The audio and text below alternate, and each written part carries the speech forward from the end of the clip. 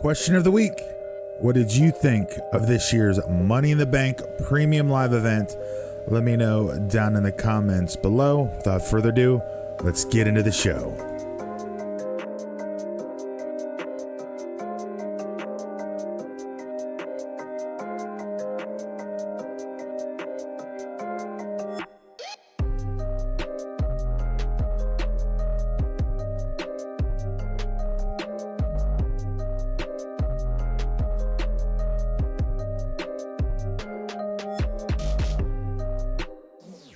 What is good, everyone, and welcome to this week's edition of the Wrestling with Fans podcast. This is a pro wrestling podcast created by fans for fans, from fans' perspective.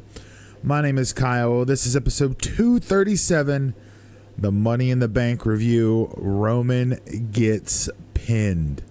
Guys, Money in the Bank was yesterday. I'm recording this on July the 2nd. Happy 4th for those in the States coming up here in a couple of days as I'm recording. Money in the Bank was yesterday, and as you can see from the thumbnail, my mind is blown, guys. Roman Reigns eats his first pin in over 3.5 years. Money in the Bank itself, phenomenal show, top to bottom, amazing show. I want to talk about it in detail here today on the show.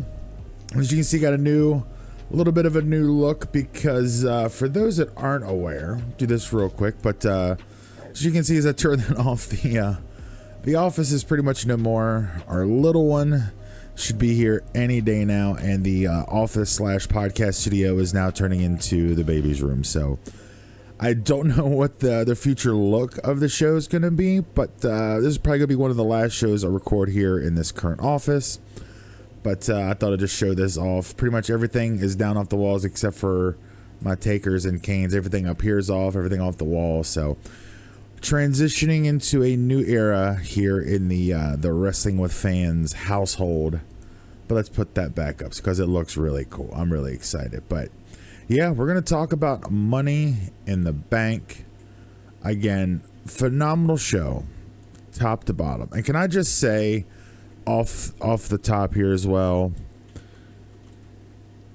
WWE needs to do more international premium live events. Like, there's just no question that WWE needs to do more international premium live events because, you know, Backlash, or was it Night of Champions was in Saudi Arabia, good crowd, but Backlash, phenomenal crowd. Backlash, the crowd was so good, but you know, the Brits were not to be outdone by the Puerto Ricans, by the Boricuas. They brought the fire for all 4 hours. The show's nearly 4 hours, and the crowd, those international crowds, just add a certain level to these shows to just make them that much better. And I was very happy. The wife and I, Jen and I, watched the show yesterday afternoon here at home. And even she said the same thing, like, the international crowds are just so good. They are so good. They're loud. They're into it. The chanting, the singing of lyrics of people's theme songs. Just across the board, the London crowd was just so good. And I would love to see a WrestleMania in London, but we'll talk about that here in just a little bit. One quick note I want to put up here at the top of the program before we dive into Money in the Bank. I want to send a big congrats out to Natalia. Natty Neidhart was presented with not one, not two, not three, not four, not five, but 6 Guinness World Records at Money in the Bank this past Saturday. These are the awards she was given. Most WWE female matches, sitting at 1,514. Most wins in a WWE career for female, 663. Most premium live event appearances for female, 75. Most WWE WrestleMania appearances for a female, that is 8. Most WWE Raw matches, 174 for female. And also most WWE SmackDown matches, 200. So congrats to Natalya. Congrats to Natty Neidhart for the 6 Guinness Book of World Records. She was presented those again at the O2 Arena in London this past Saturday. An amazing accomplishment. It's really hard to fathom just how long Natty has been around to achieve some numbers like that. There's male wrestlers that don't see those numbers, but yet she's a legacy star at this point, and she's still got it in the tank. She can still go in the ring and provide good matches when WWE needs them to. I mean, she'll be facing Rhea Ripley, I think, on Raw this week. Should be interesting. Don't know why she got a match, but she hasn't won a lot of matches recently. But apparently she's still getting that title shot. I'm just trying to find a good lighting here for all you YouTube viewers. Again, if you haven't done so, subscribe to the YouTube channel down below. Give the video a thumbs up if you enjoyed it. And again, question of the week, what did you think of Money in the Bank 2023? If you gave it a letter grade, A, B, C, D, or F, what would you grade Money in the Bank 2023? I'd love to hear from you. Comment down below. And if you're an audio listener, head over to the Facebook page at facebook.com/wrestlingwithfans. Of course, Hulk smash that like button over there. And then, of course, comment on the post, the podcast post. Let me know what you thought of Money in the Bank. What was your favorite match? I would love to hear from you guys as to what you all thought of the show. But let's get into the review. Of course, this took place from the O2 Arena, London, England. 18,885 is the reported attendance, a sellout. And according to Paul Triple H Levesque at the press conference afterwards, it's the highest grossing event that they've had there in London. So congrats to WWE on an amazing show. Congrats to Triple H for putting together such an amazing show. But we start off fire. The very first match, it's the men's Money in the Bank ladder match.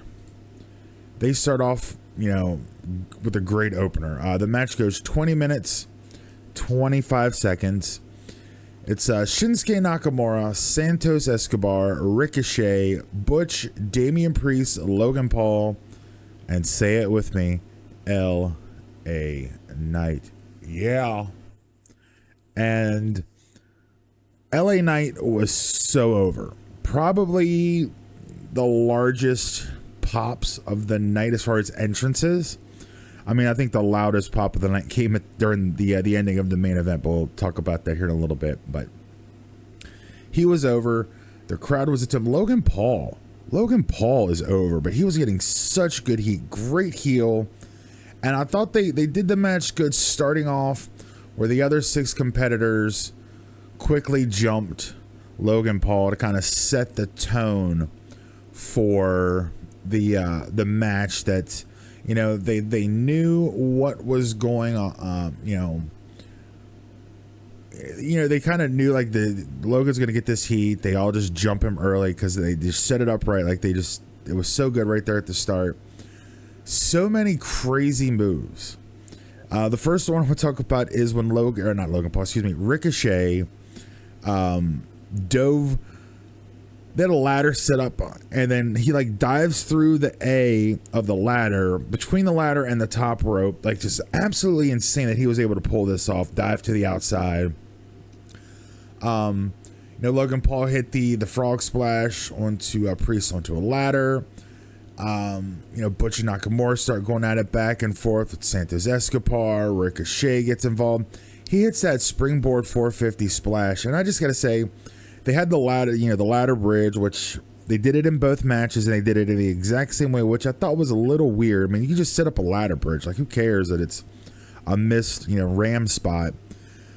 But Ricochet hits the springboard 450, and I just gotta say, just absolutely crazy. Just absolutely crazy. He was able to pull off a 450-degree rotation. Not even from, to the ground. The ladder's probably parallel roughly with the second rope. So he didn't have a lot of room, but he still managed to pull it off. Absolutely crazy. A lot of other cool stuff. You know, Escobar hits the Phantom Driver. Butch does this big moonsault spot off the top of the ladder. And then let's just talk about the probably the scariest bump of the entire show is Ricochet and Logan Paul are up on the ladder. LA Knight goes to push it over. He finally gets it over. Both guys land on the ropes. And there were two tables set up by Logan Paul earlier in the match that were sitting just perfectly right there at the end of the entrance aisle. And Ricochet and Logan Paul land on the ropes, and just like in every other time that they've had encounters, they pull off crazy moves. Ricochet hits the Spanish Fly from the ropes to the outside through the two tables. However, during the spot, at the top rope, Logan Paul's legs are on the either side of the rope. So he kind of got hung up. Didn't get full flipping rotation this Spanish Fly. But man, he was smart enough, and Ricochet, did good on his part too to try to get him, flipped over and tuck his head as best he could. Logan Paul does like a 3/4 turn and lands really hard on the tables. Absolutely sick spot. But then, we get closer to the end. LA Knight and Priest are fighting on the ladder. Priest kind of hits kind of a modified like Falcon Arrow, or he calls it the Broken Arrow, off the ladder, and then ends up winning. So Mr. Money in the Bank, Damian Priest from the Judgment Day.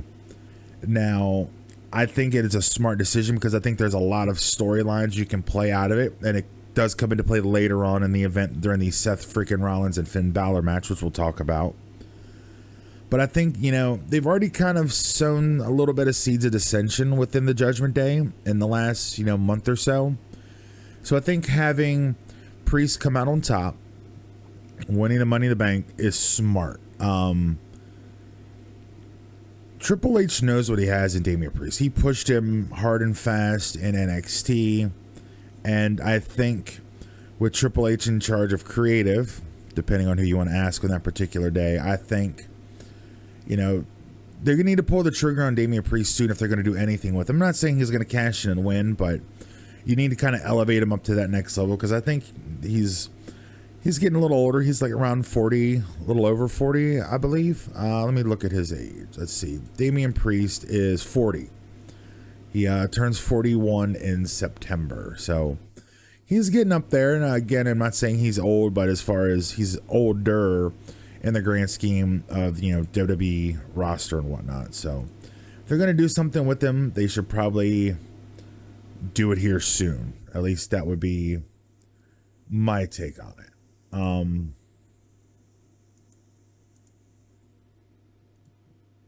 Okay, just resetting something here on the computer. But a great match, great opener to the Premium Live event. Now, the other thing I want to address about this match is the backlash, the outcry, the butthurtness of people that LA Knight didn't win. I see people comparing him to, the likes of Daniel Bryan, Steve Austin, kind of this meteoric rise, getting over organically on his own. And I agree 100% on all of that. But at the same time, I don't think it's his time. I honestly don't think it's time for LA Knight to have that briefcase. The briefcase to me is much better in the hands of a heel. I think every great Money in the Bank winner and cash in has been from the heel side. So again, I think it's much better in the hands of Damian Priest and LA Knight. LA Knight's time will come. He is organically over, but also at the same time, like, you want to expect people to think that a guy like LA Knight, who for all intents and purposes has kind of been in the mid card at best for a while. Yeah, I know the Money in the Bank, you can say, oh, he's over, the crowd's behind him, give him, put the rocket on his back and whatnot. But I don't think it is his time. I think his time is coming. I think by the end of 2024, LA Knight will be main eventing pay-per-views, potentially a world champion. But I don't feel that right now is his time. But that's just my 2 cents. Let me know what you think about the whole Damian Priest winning and not LA Knight. Let me know down in the comments below. But again, great match. Great match to start off the pay-per-view. Very excited for what we ended up getting out of that men's Money in the Bank match. So let's move on. We have the Women's Tag Team Championship up next. The Women's Tag Team Championship up next. We have Ronda Rousey and Shayna Baszler, your WWE Women's Tag Team Champions, taking on Raquel Rodriguez and the recently returning Liv Morgan. Liv Morgan channeling her inner Ginger Spice with the that Union Jack outfit, looking as Roll Tide as ever. The match was okay. It went 9 minutes, and I'll give Ronda credit that I haven't done a lot here on the show. She was very giving as far as taking moves, and and selling. Where there for a long time, I don't think she, I don't want to say got it, but I don't think she was quite as giving as other people might be in her position. So I think that she did really good in the match. Her and Shayna both. I love me some Shayna Baszler. I talk about it all the time. The match only ended up going 9 minutes, and the only thing I really want to talk about is the ending, where from out of nowhere, like an RKO out of nowhere, Shayna Baszler attacks Ronda Rousey, chokes her out, beats her up, and then we get Raquel hitting the Tejana Bomb, and then Liv Morgan hitting Oblivion, and I just gonna say Ronda Rousey with the sell on that Oblivion was great. Landed right on the top of her head, but had a great post up on her forearm. Looked absolutely insane. Looked like Liv drove her straight onto the top of her head. Great work there and timing on that match. And then Liv and Raquel are now your 2-time WWE Women's Tag Team Champions. Probably my least favorite match on the card, but at the same time, the finish with Ronda being attacked by Shayna, presumably a Shayna heel turn or Shayna face turn. I guess it depends on how you look at it. I'd say it's a Shayna face turn. But I hope at least the Shayna Baszler, maybe not necessarily as a baby face, but more as that cold-hearted killer that we got from NXT, the 2-time NXT champion. Like, I want to see that Shayna Baszler again. I'm hoping maybe this is kind of leading to that. We'll find out this week on WWE television. And then match 3 was a match I was actually looking forward to, but it was the shortest match on the card. It was Gunther defending the Intercontinental Championship against Matt Riddle. Matt Riddle's ankle injury came into play throughout the entire match. The match again goes 7 minutes 44 seconds, so it's a short match. But man, it was hard hitting. Matt Riddle and Gunther are really good at what they do, kind of this legit style of wrestling. Excuse me. And it was great. It ended with Gunther locking in like a single leg grapevine, single leg lock, making Matt Riddle tap out again at 7:44. But as the Intercontinental Champion is celebrating, we hear the "It's a sword" music of Drew McIntyre. Drew McIntyre making his return, his first time being seen on WWE programming since night 2 of WrestleMania 39. Coming down, attacking Gunther, hitting a Glasgow Kiss and a Claymore before posing with the Intercontinental Championship. So absolutely cool to see Drew back. And then Triple H addressed it in the post Premium Live Event press conference, specifically talking about the the reports, as they say, or for friends of the program, Dirty sheets. Ooh. those dirty sheets. Talking about how he was unhappy. People want to know his status. But Triple H basically said, after WrestleMania, he needed to get some things taken care of. Then he ended up wanting to get something else taken care of after that. So apparently he's had, a couple surgeries, some time to recover, getting some things taken care of in his body. Because during the COVID era, the Thunderdome era, Drew was the workhorse. And I'm sure, after that, still kind of being there at the top since, he's been working through some injuries and whatnot. So he was able to take some time away, get healed up. And it's good to see the Scottish Warrior back on WWE TV. And then we're going to get to the next match. The next match. Which, if you watch SmackDown Friday, they were kind of telling you that this was the main event, and I just couldn't really buy into that it was going to be the main event. So I have little computer things here, just trying to get it updated. It's running a little warm, so I apologize if I get distracted here for just a quick moment.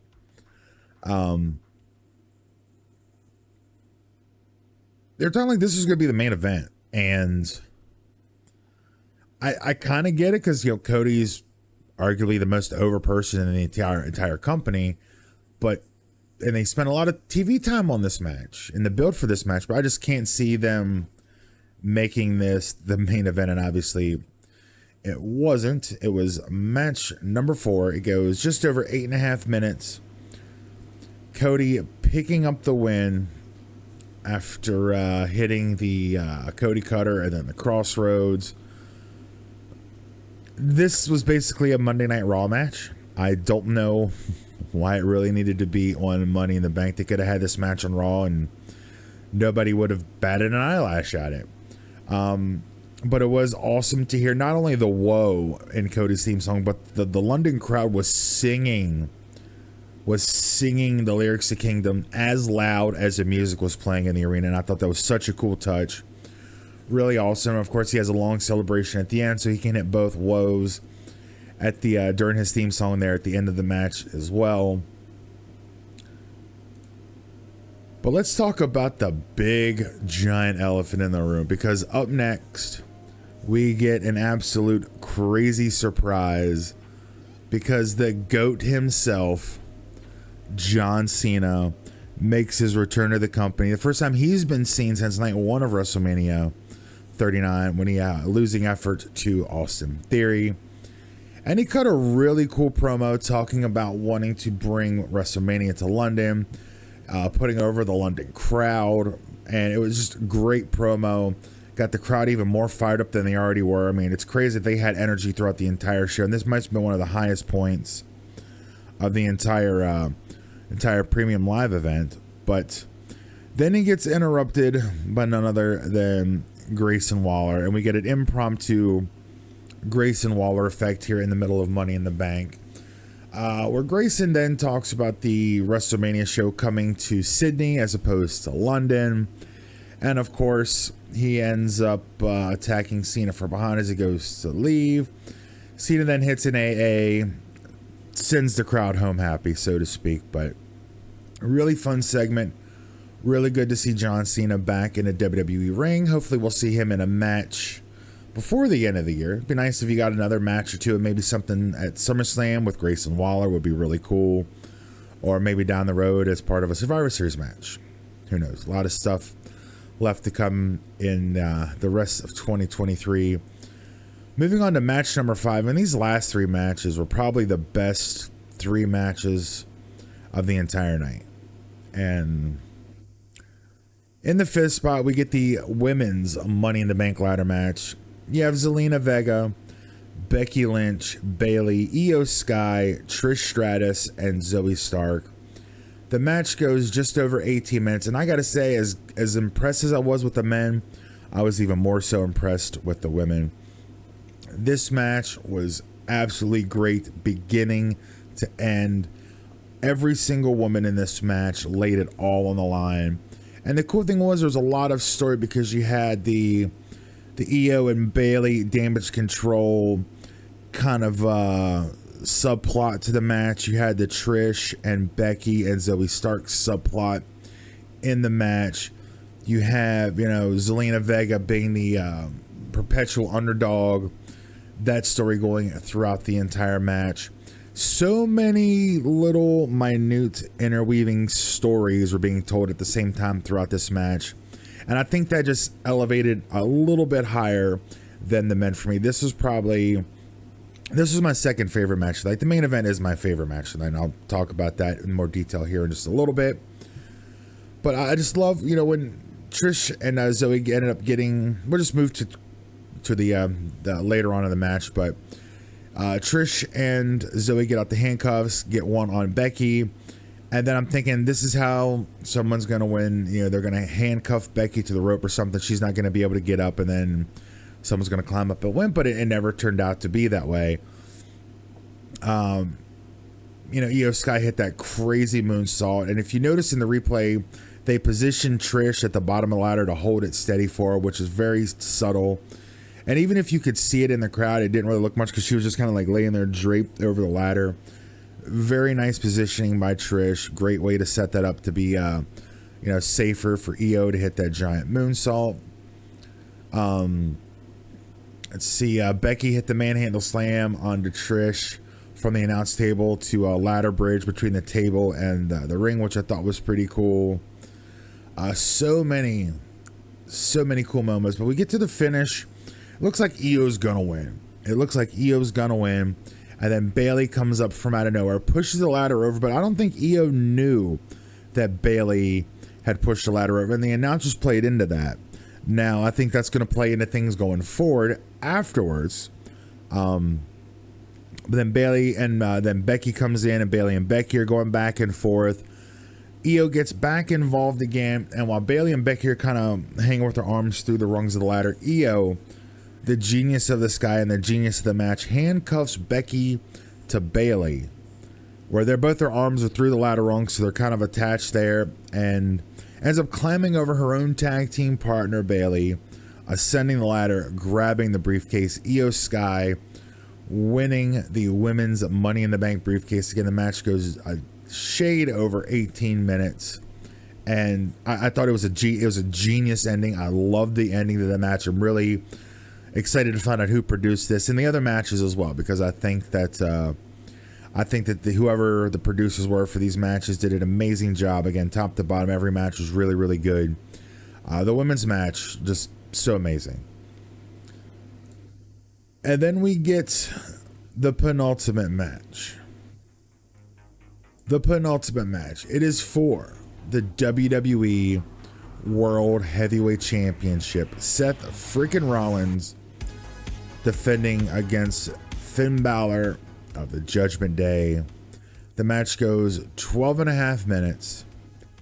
And this match, to me, I thought it played a lot different than I thought. I thought these two were going to come out fist of fire, really fast-paced stuff off the jump, and it was just the opposite of that. I don't want to say a slow, methodical pace, but it started off on a slower pace and then picked up as the match went on, which by the end of the match, like, man, these guys are going out there and they're getting it. Lots of near falls. Rollins ended up hitting a pedigree, Balor hitting a couple coup de grace. Eventually the crowd pops big, and here comes Damian Priest, your brand new Mr. Money in the Bank, to come down. Kind of lets his presence be known to both Seth and Finn, ends up grabbing a chair, sitting at ringside. Just when it looks like Finn Balor is about to pick up the win, hitting a third coup de grace, Priest gets up like he's going to come cash in, which is long enough to distract Balor. Seth takes advantage, hitting the stomp, picking up the 1-2-3. Again, Seth Rollins retains in 12 and a half minutes over Finn Balor. And you know, I kind of had a feeling Seth was going to win here. But I almost thought there for a minute we were going to get like a heist of the century kind of deal with Priest coming in, cashing in during the match. Then we did it during it. I was like, maybe he's going to cash in right after. I'm like, how cool would that be? But it didn't. I think they're going to let this burn a little bit more, no pun intended, and play this out over the next couple weeks, couple months. The Ascension, the Judgment Day.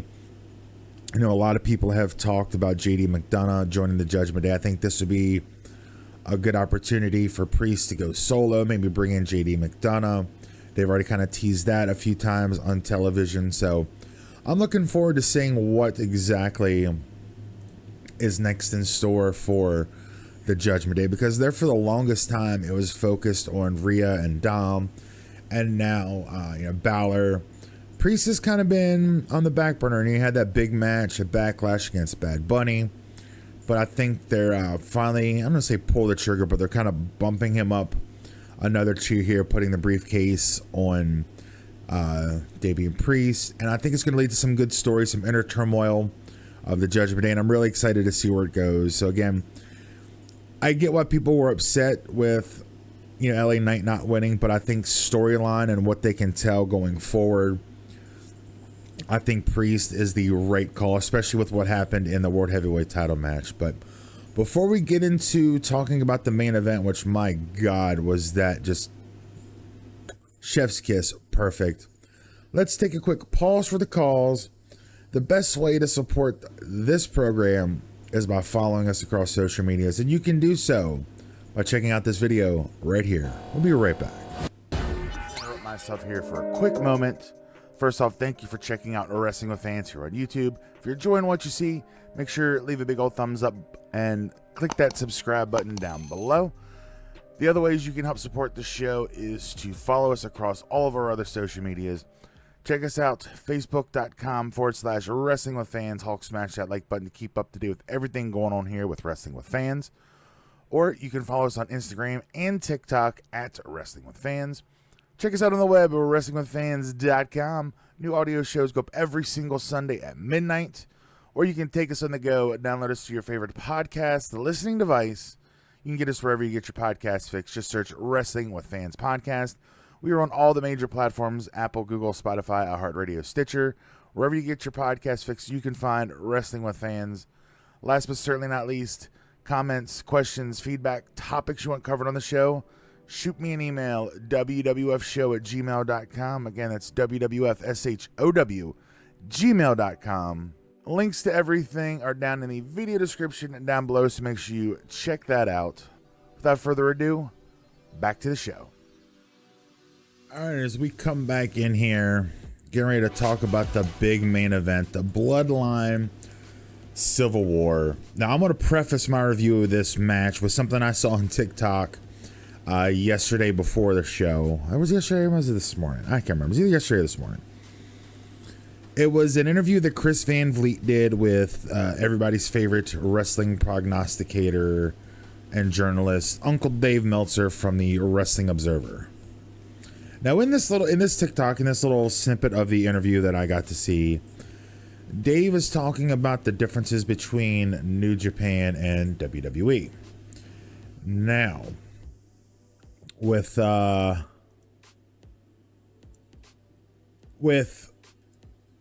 everything that went on in this main event match, and you'll kind of get where I'm going here in a second, but Dave is talking about how WWE style matches is they build to something, everybody knows what's going to happen, they pop for it, and then it happens. But in New Japan, according to Dave Meltzer, is that they build to something and then end up doing something different. They still pop big. Here, let me play the audio clip. I'll play it from my phone through here so you can just listen to what's Do you not like the style of WWE matches versus New Japan? With New Japan, the wrestlers are technically so much better, and they're also better at building the perfect time for the finishes.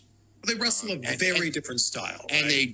they do a lot of cross-ups where you think you know where they're going and then they're not. They take you and they twist you. And with WWE, it is different in the sense that it's built around repetitiveness and teaching the audience to pop for certain moves and then doing them. And in Japan, it certainly exists, but there is a lot more thought to going that one step deeper of this is where we're going and they're about to pop for this, so we're going to do this.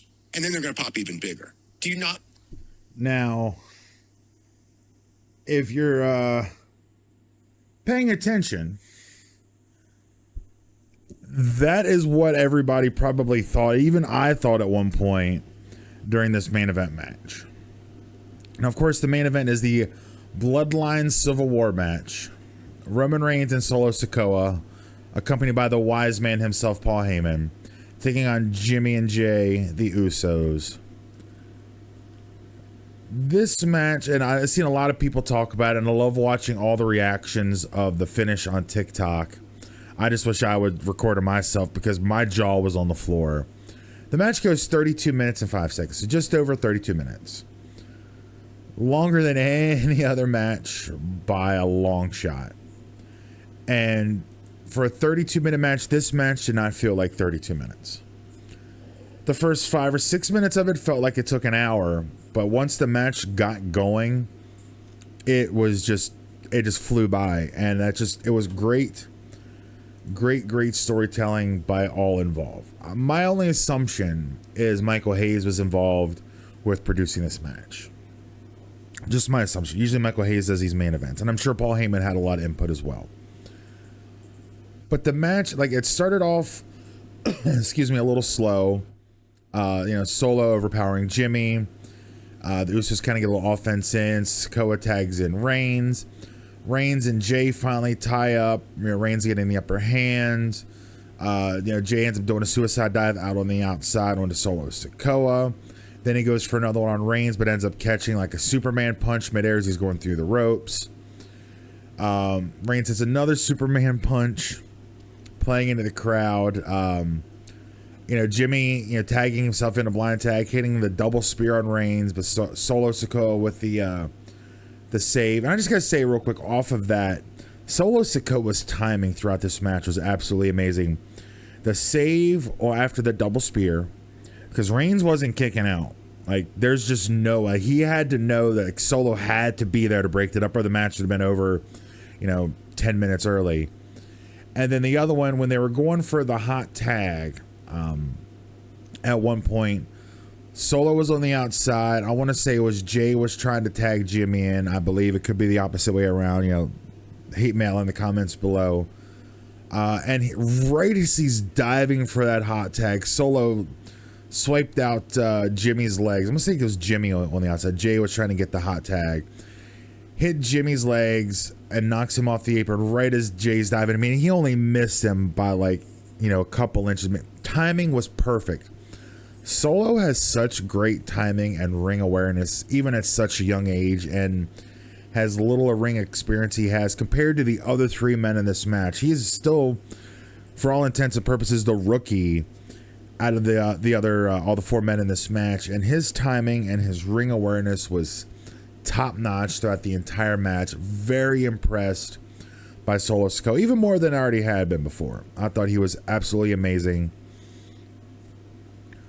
But let's just go ahead. I mean, we all know what happened here at the end, so let's just kind of break down how this goes. Based off of that little clip I played you from the Dave Meltzer interview, we get the classic ref bump, the visual pin on Reigns, and just like in every,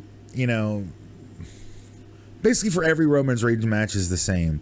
You get the ref bump, the visual pin on Roman Reigns, and then the from out of nowhere, the cheating or something happens where Reigns ends up winning.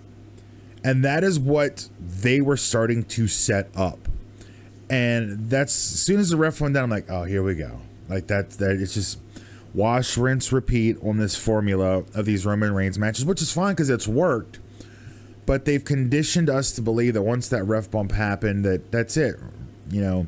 there'll be the visual pin on Reigns. He's not going to lose. He's going to end up making the comeback. You know, Heyman will get involved. Solo will get involved. And, you know, even though he was in the match, we get involved and, you know, attack. Something that's going to cause, you know, them to win the match.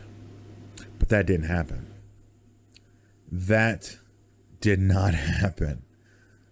We got one of the best finishing sequences I have seen in a match in a long time.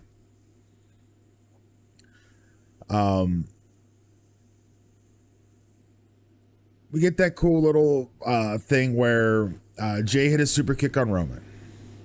Well, then Roman hits the spear on Jay for the near fall. But when he kicks out so hard to a low blow to Roman, which wasn't picked up on by the announcers. During the replay at the end of the match, they finally picked up on it. But I mean, my wife and I, Jen and I here at home, watched like, oh, he low blowed him. He caught him with that low blow. And then, you know, the ref, of course, does not see it. The Usos then hit the super kick party all over Roman Reigns, hit the super kick party on Solo Sikoa.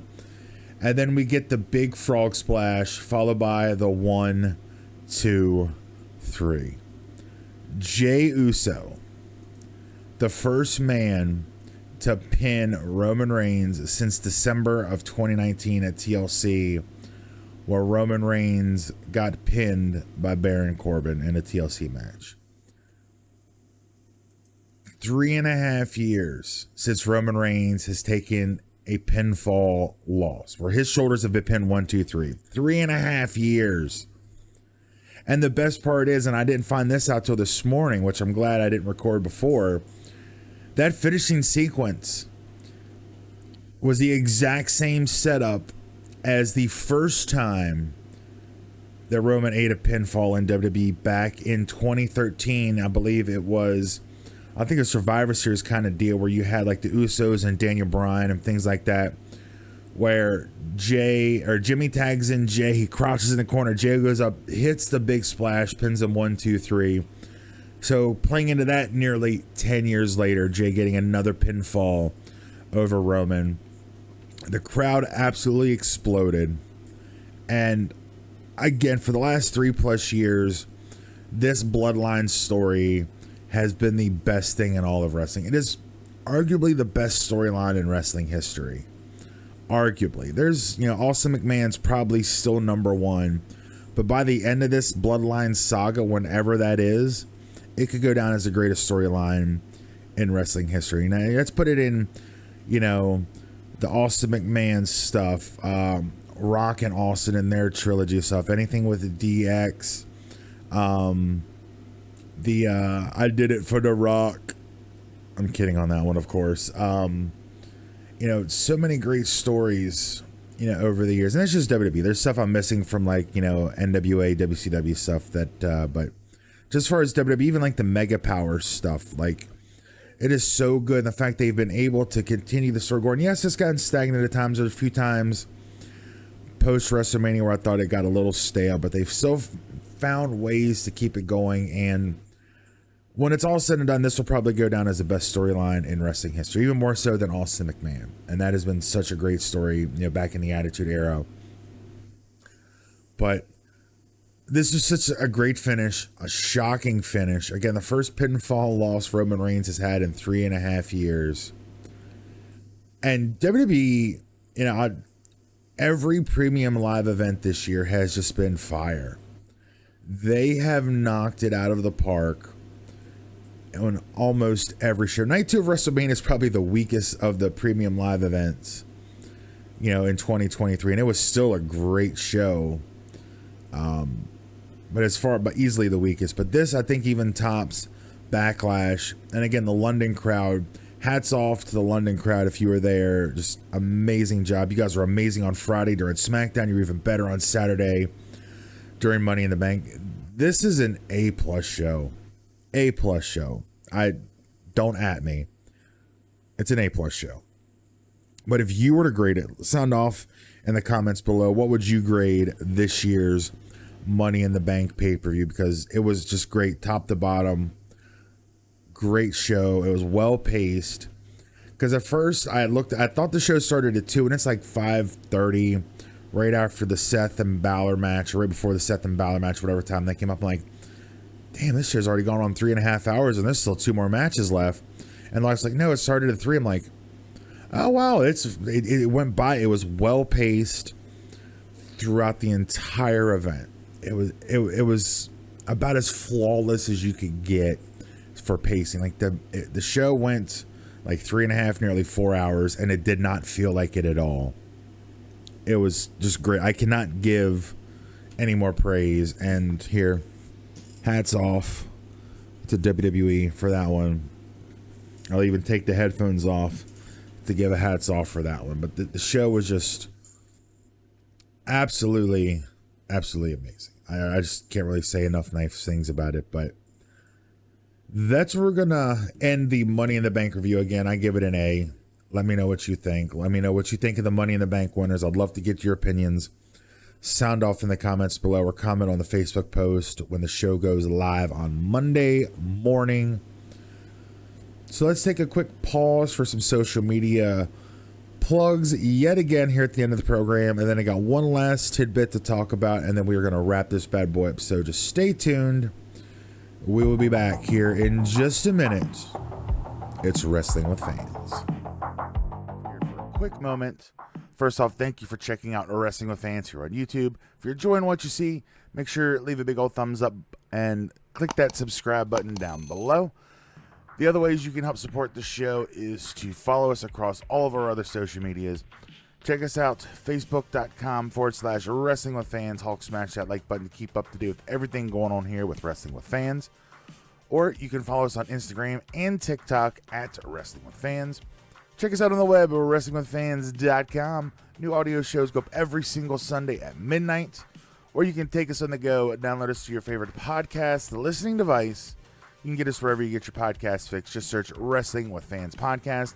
We are on all the major platforms: Apple, Google, Spotify, iHeartRadio, Stitcher. Wherever you get your podcast fix, you can find Wrestling with Fans. Last but certainly not least, comments, questions, feedback, topics you want covered on the show, shoot me an email, wwfshow@gmail.com. Again, that's wwfshow@gmail.com. Links to everything are down in the video description and down below, so make sure you check that out. Without further ado, back to the show.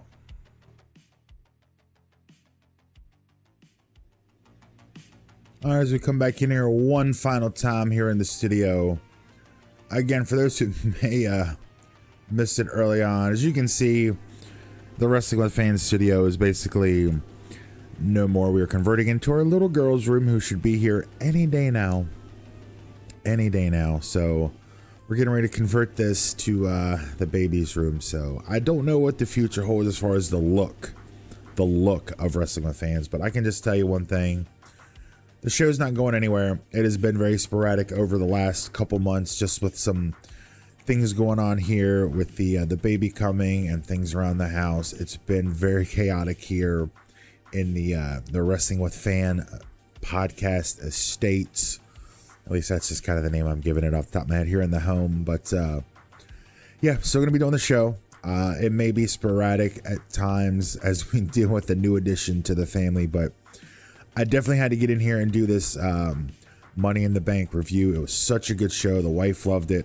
I loved it.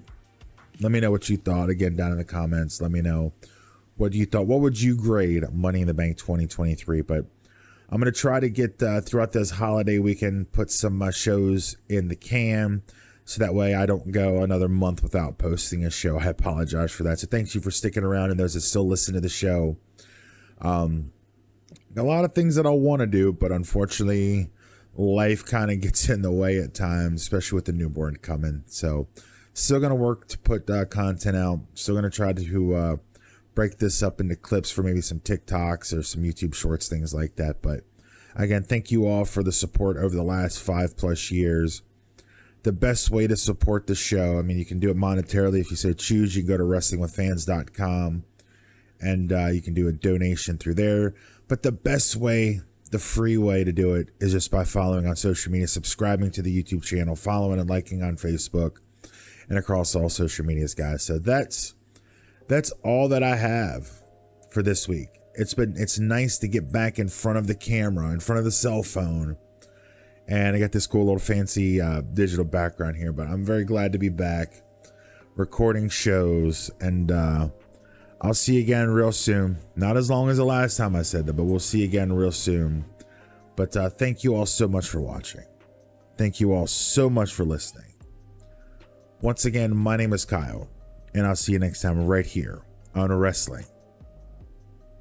Yeah, with fans.